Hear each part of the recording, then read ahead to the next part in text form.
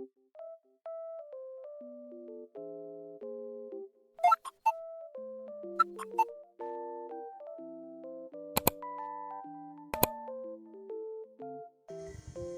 guys! Welcome to my channel. Karon magluto taong adobong panangitan o sa ni siya nga isda.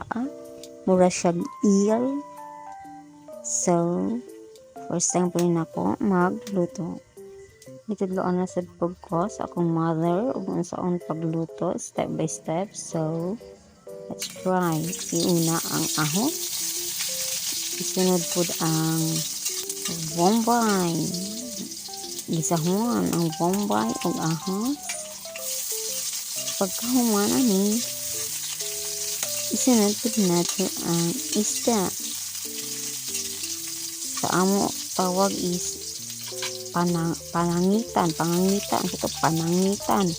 Mabot mo siya snake na forma. Wag eel sa ibang isda. Mga ako naglunod. Pagkahuman ana, nagkayo na. Sige na. Akong niloto. Pagkahuman ana, kurawan gamay. Kuraw, ay pagkalabi ito, madugmok ang isda. Pagkahuman, sunod ani ibutang, mauang,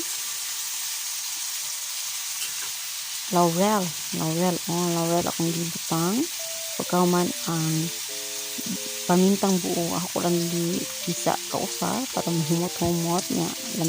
Tangan po na to o gamay na magic sarap para magic ang sarap. Pagkahuman, butangan po ito toyo o suka kay adobo man lagi ni. Toyo o suka is the key with the adobong isda.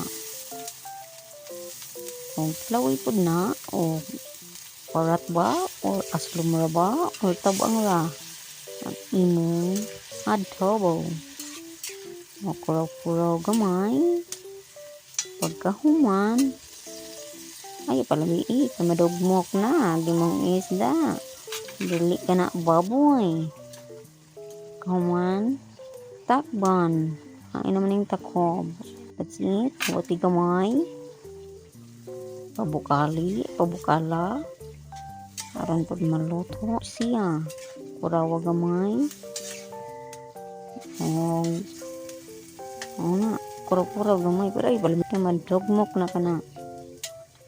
Pagkahuman, takban, pabukalan, mga nasa 10 minutes siguro, maximum.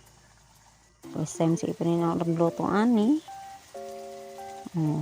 Tsara, ang akong adobong panangitan, ug ambot ng sa kanyang isda. Ato po ko ng i-plating. Butangi po sa lettuce ng dahon ha. Para char po ko no. Lettuce on the plate ug ang atong adobong isda. Mao na kini ang akong adobong panangitan. Thank you for watching. God bless. Maasalama.